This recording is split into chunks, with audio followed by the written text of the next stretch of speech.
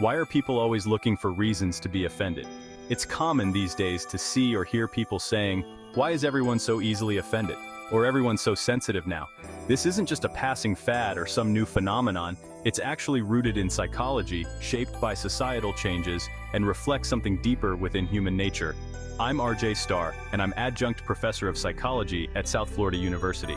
Let's explore why people seem more prone to feeling offended and why it's not all bad news. Understanding the need for identity and belonging. One fundamental reason people may look for reasons to feel offended is tied to identity. Humans naturally want to understand who they are and where they fit. In today's world, we're encouraged to embrace unique identities, beliefs, and causes that define us. While this is an incredible part of self-discovery, it also means that many people feel very protective over these aspects of themselves. When someone feels that their beliefs or identity are disrespected, it can feel personal, like a direct hit to who they are. Being offended in this context isn't just a reaction to an isolated event, but a defense mechanism to protect something deeply valued. The influence of social media and the outrage cycle. Social media can amplify our responses to what might otherwise be minor annoyances. Social platforms, while connecting people in unprecedented ways, can also create what some call an outrage cycle. Content that sparks strong emotions, like anger or indignation, tends to be shared widely.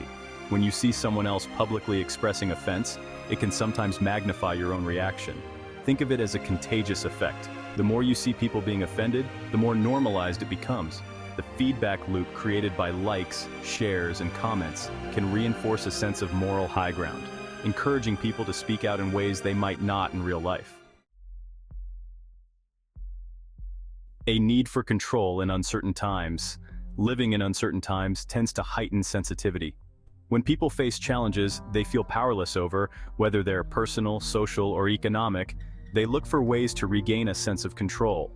Offense-taking can feel empowering because it gives people a platform to express dissatisfaction and influence others. In this light, being offended can serve as a kind of coping mechanism, a way to confront perceived injustices when other parts of life feel unpredictable. This isn't to say that people are deliberately searching for things to be offended by, but rather that the need for control and stability can heighten the sensitivity to things that feel unfair or disrespectful.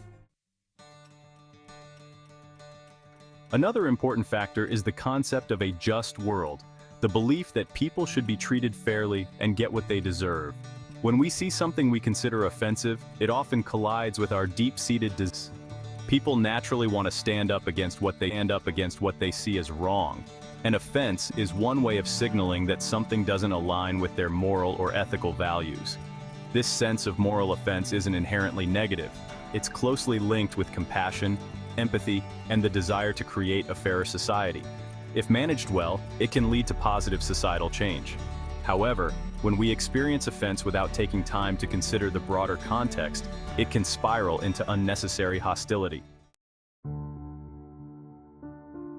Protecting our vulnerabilities. Sometimes, feeling offended is a way to protect vulnerabilities we might not be consciously aware of. Each person has their own insecurities or painful experiences that shape how they interpret the world. Imagine someone who has been judged or excluded in the past. They may be particularly sensitive to certain words or behaviors. What may seem like an overreaction from the outside is often a very real response to a personal history or a trigger tied to past wounds. Recognizing this can help us understand that offense isn't about thin skin, but about unhealed parts of ourselves that react defensively. So what can we do about it? If offense is here to stay, we can learn to understand it better and make it work in our favor. While feeling offended might not be pleasant, it's often an opportunity for self-reflection.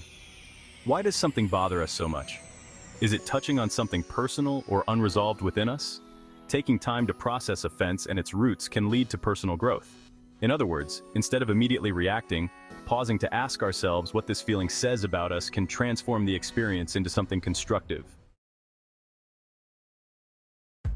Finally, developing resilience can help prevent minor offenses from escalating into major conflicts.